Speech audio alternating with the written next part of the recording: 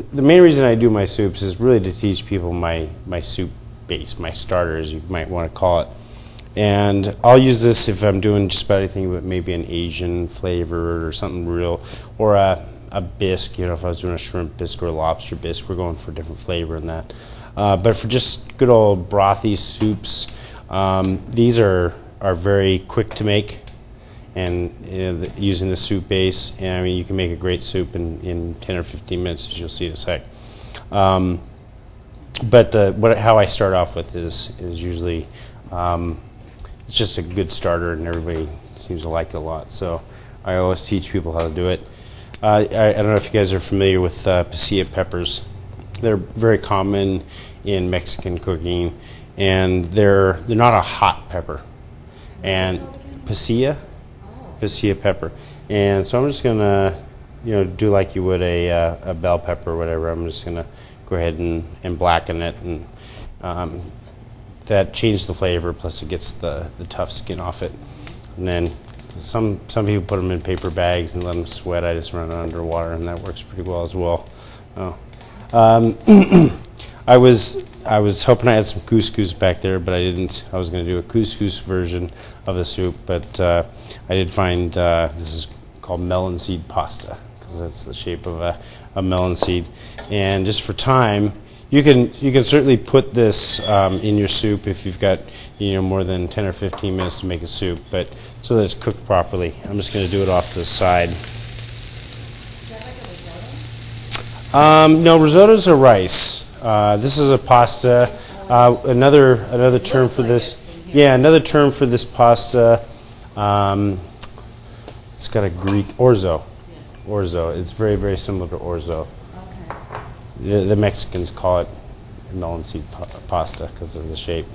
What I'll use for my salts is chicken bouillon. That way I'll have the flavor I need and the salt, and it'll balance out.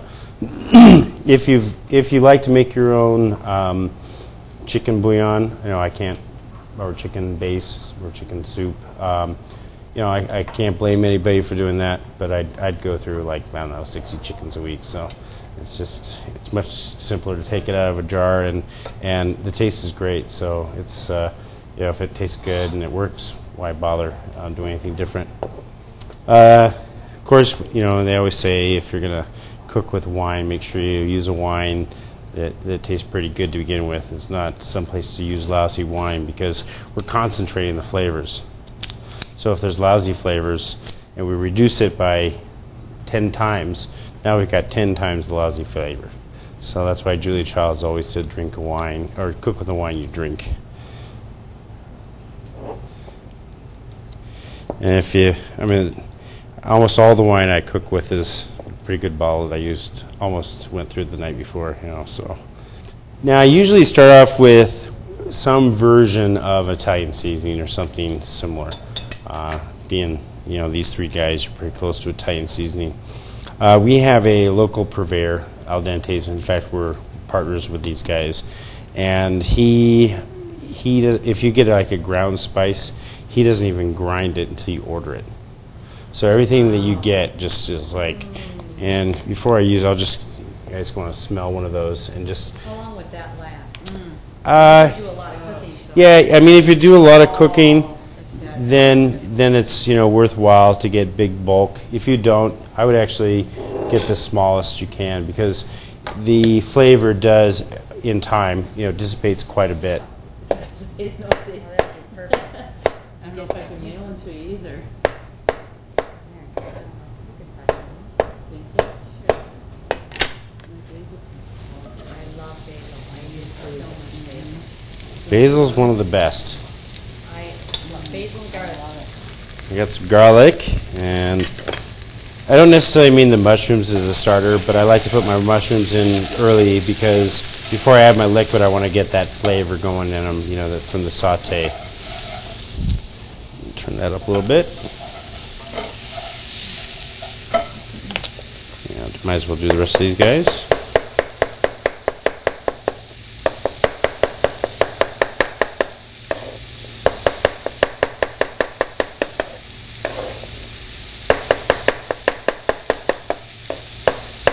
culinary school, we used to have mushroom races Is to that see right? how fast we could go through and how thin slices and how many slices. Did you ever win? Oh yeah. Especially the blindfold contest, I was pretty good at that.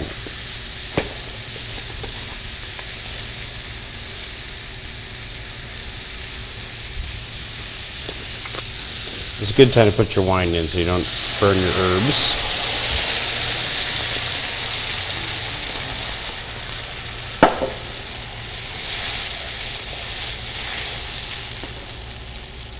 Those guys are doing. And if you use your pasta water as well, you'll get a little bit more thickness to your soup. It won't make it a cream soup, but at least it'll give it a little more body if you like a little denser of a soup. And for the pepper, I know this looks pretty bad, like there's nothing left, huh? Oh, there's almost nothing left. I did leave it a little bit on. A little on there.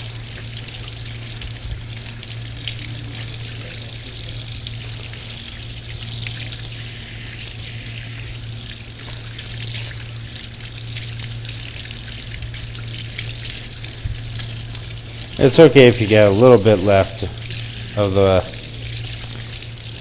dark, or even if there's a little bit of skin left. But now you've got your grilled pepper. And generally, if there is heat in a pepper, most of it is in the seed and in the pith. That's where most of the hotness resides.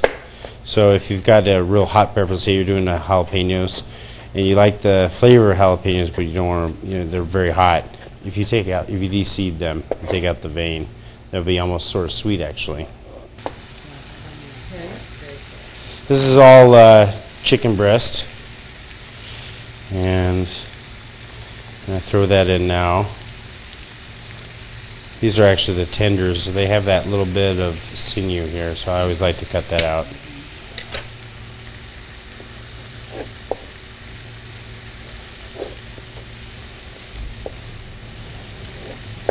A great way of doing chicken for soups and for even like a chicken salad.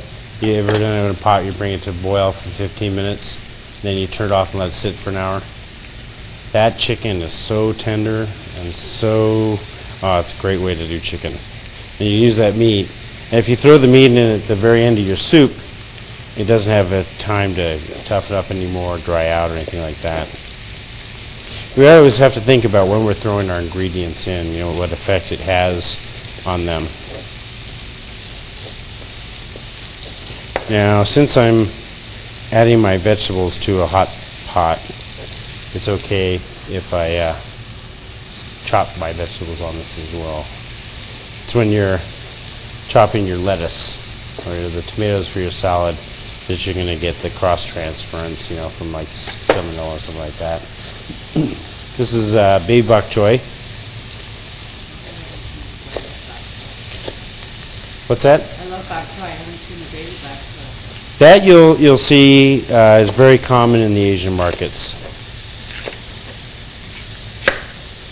And it doesn't ever seem to be as sandy as the big bok choy. I don't know if it's because they grow it differently. So I'm getting to the point now where I need some liquid or I'm going to start burning what's in there. So in a minute I'll throw the noodles in and add some more water as well.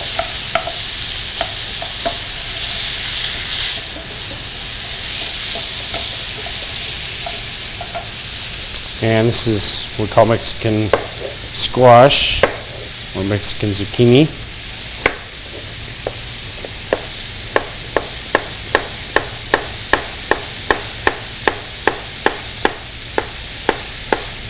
When we slice things, especially if we're doing a saute, it's a good idea that every slice is the same thickness so that when you do saute, you're not having one piece that's raw and one piece that's overcooked. So that's why accuracy in chopping is important.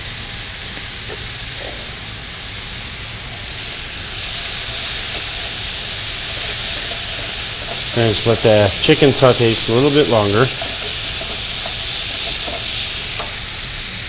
And these are some Roma tomatoes.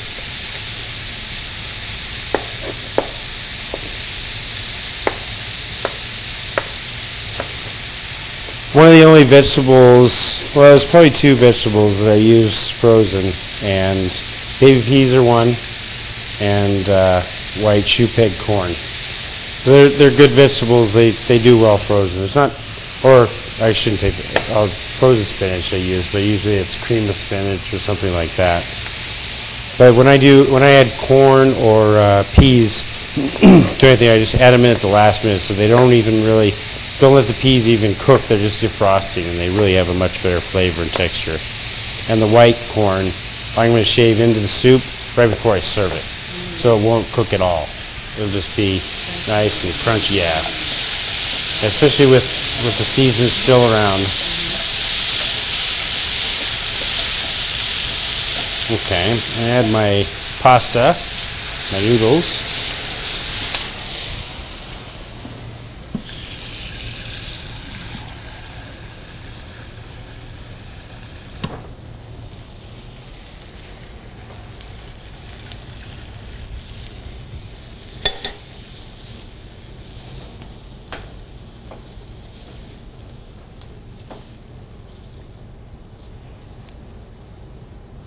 Let that come to a boil.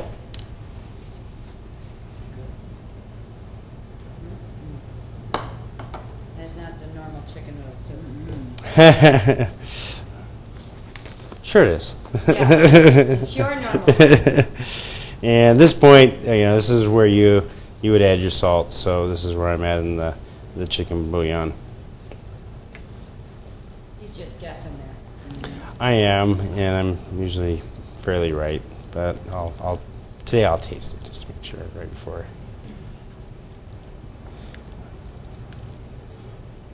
Let that come to a boil,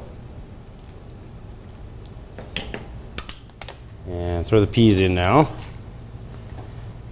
And with corn, what I usually do is just shave it right off into the pot. That way you save a step, and you don't have to.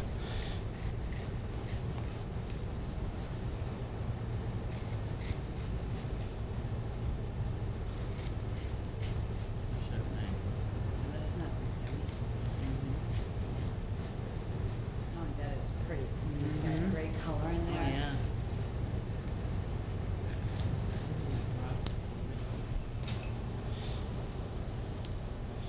Yeah. And this is pretty much where you want to, adjust your flavor. I mean, right before you serve something, that's when you check for your salt. Because if you cook it down, even say a third, you're going to concentrate that salt a third. So do your salt at the end. And it's better just to do it on the lighter side of salty, because especially these days, a lot of people don't eat as much salt as we used to. So something to them may seem very, very salty.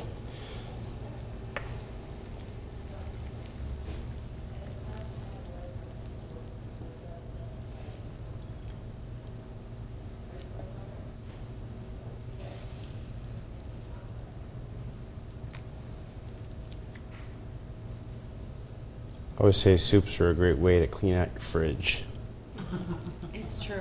Yeah. The best soups are when you do. Yeah. Just throw in whatever you get. Yes. And last thing I'm going to do is a little bit of Parmesan cheese on there. And a little pepper. He's not ruining your dinner, is he? With dinner. Yeah. He can ruin my dinner. And the sriracha sauce would be bad with it. What are you insinuating, Faith?